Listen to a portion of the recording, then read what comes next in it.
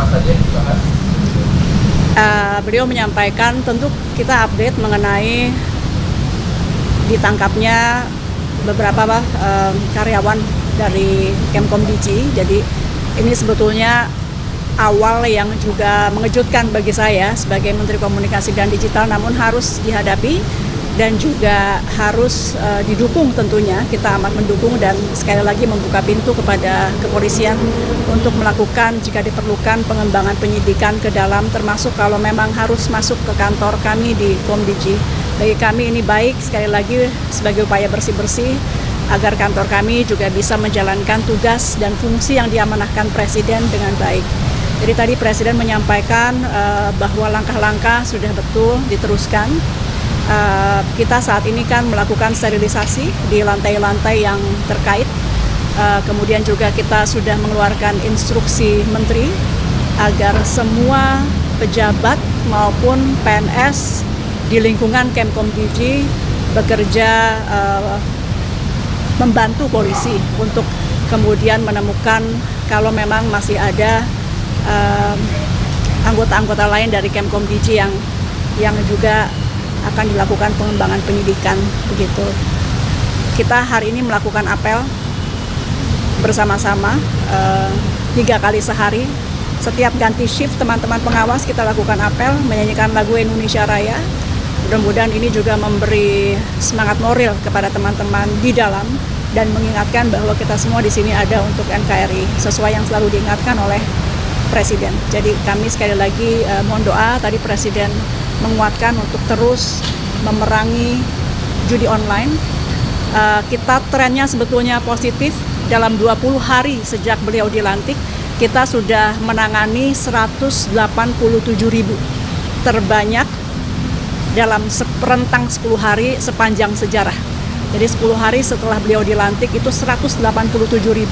Mudah-mudahan tentu dalam waktu, meskipun tidak ada terminologi 100 hari ya, tapi kalau kita kali 10 saja, dalam kurang lebih 3 bulanan itu kita mudah-mudahan bisa menangani lebih dari 1,8 sampai 2 juta ya, karena kita akan naikkan terus. Kami juga akan menambah anggota pengawas dari ruang digital. Sebelumnya memang masih kurang, jadi akan kita perbanyak sehingga tidak ada celah. Mudah-mudahan atau paling tidak kita persempit terus celah-celah kepada mereka yang ingin melakukan kejahatan-kejahatan di dunia maya termasuk judi online. Sekali lagi kami mohon doa dan dukungan. Kalau Ibu sendiri apakah sudah pernah dibrief terkait dengan mungkin apabila ada indikasi untuk berapa internal Komdigi dari sekarang ya yang istilahnya terpapar judul atau terlibat, sudah pernah ada dibrief belum? Oleh siapa?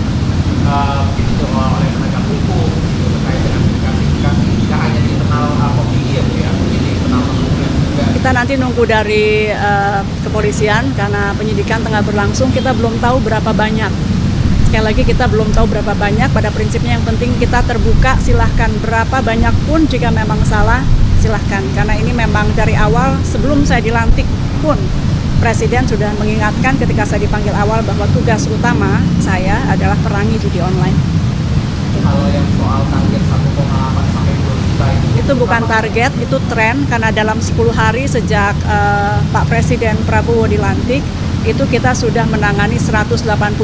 Angka ini bukan berarti ini prestasi tidak, tapi ada kenaikan tajam dalam 10 hari terakhir yang kita akan tambah terus.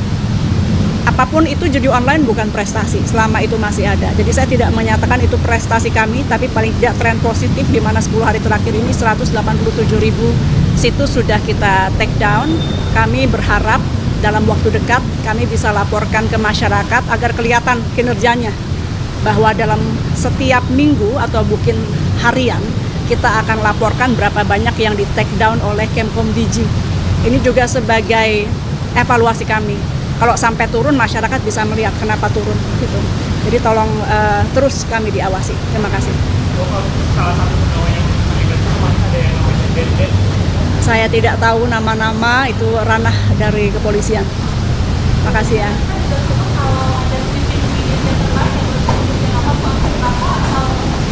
Saya tidak tahu, tapi pada prinsipnya kalau kepolisian memang harus masuk ke kantor kami, tentu kita membuka ruang selebarnya demi pembersihan di internal kementerian kami.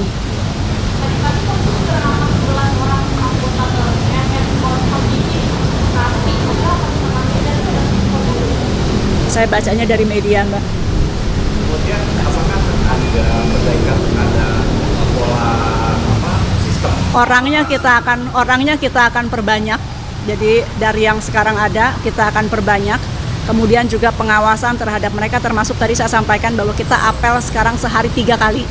Jadi dari pagi kita apel, menyanyikan Indonesia Raya, mengucapkan fakta.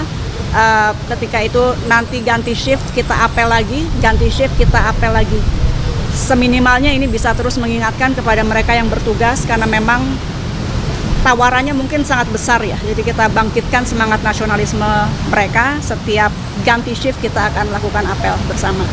Kewenangan itu akan dibatasi nggak ke depan untuk mereka yang operator ada sistem untuk pengawasan? Dan bagaimana supaya kalau kewenangan justru jangan dibatasi, justru kita kuatkan. Tinggal bagaimana membuat mereka ini bisa lurus gitu. Makasih ya. Yuk. Makasih.